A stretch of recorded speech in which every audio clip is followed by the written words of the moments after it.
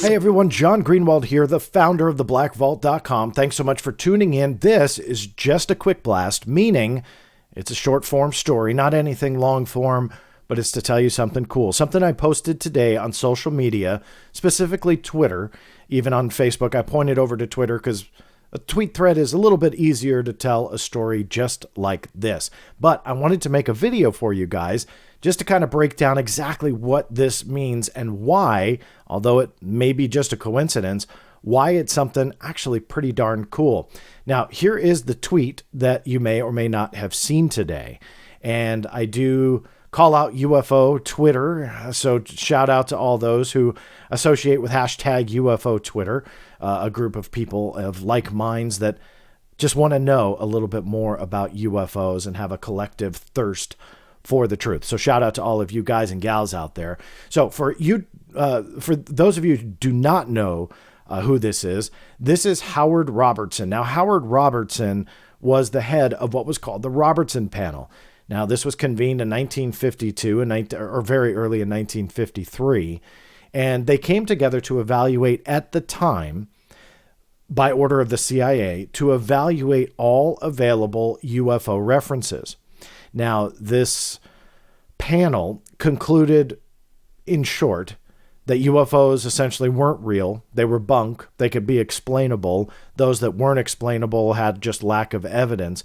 But a true national security threat existed with the general populace's interest in the UFO phenomena. So one of their conclusions and recommendations was you needed to squash that. The Robertson panel concluded saying, you guys need to get rid of the public's interest into UFOs. Why?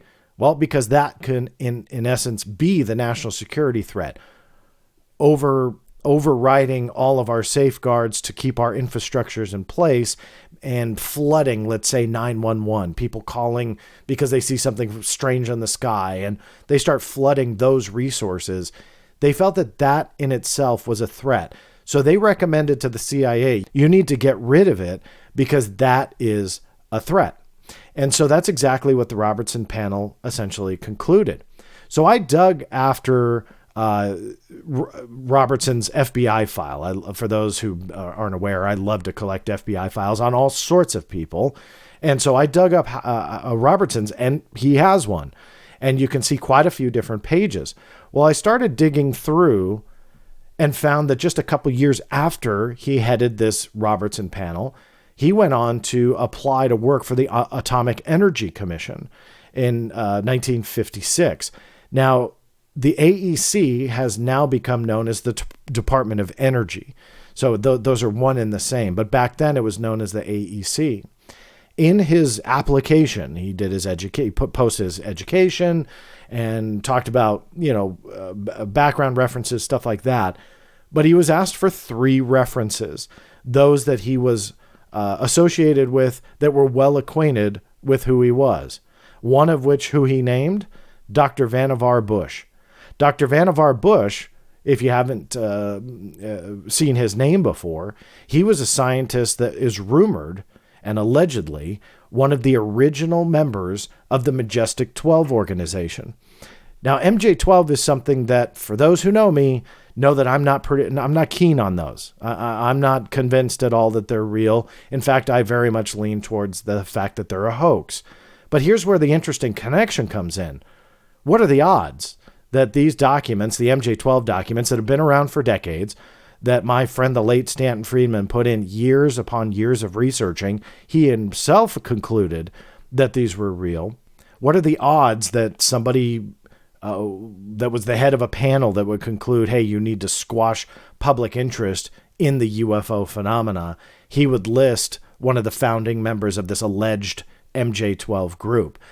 MJ-12 is highly rumored to be that group that keeps the extraterrestrial reality a secret.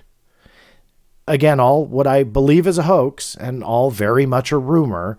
And even one of the original people that came out, Timothy Cooper, said was a hoax. So I want to put that out there, that there's a lot of evidence to support these were not real documents.